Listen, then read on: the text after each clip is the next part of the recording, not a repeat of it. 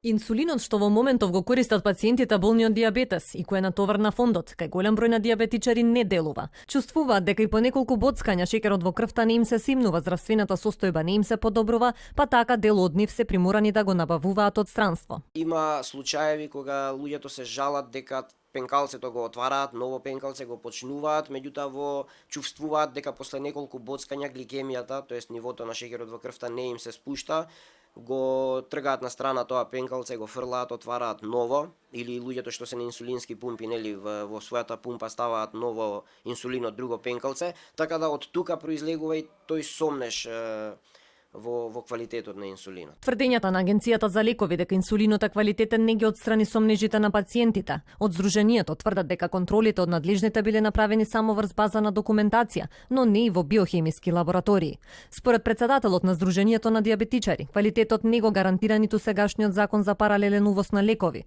Од Сдруженијето веќе побарале ревидирање на овој закон со што би се овозможиле цврсти гаранции за квалитетот на инсулинот што се увезува. И во Европа постои закон за паралелна трговија, паралел трети, со тоа што таму е строго дефинирано што може, што не може со тој закон. Значи ние немаме ништо против закон за паралелен увоз, меѓутоа тој да биде дефиниран онака како што треба и да се почитуваат одредени параметри кои што се наложуваат од страна на самите производители. Значи да се има цврсти гаранции и докази за квалитетот на инсулинот. Дополнително, по изјавата на директорот на Фондот за здравство дека биле увезувани фалсификувани лекови, сомнежот за квалитетот на терапијата што ја примаат пациентите, но и стравот станува уште поголем. Според Киров, државата мора итно да преземе чекори за заштита на пациентите.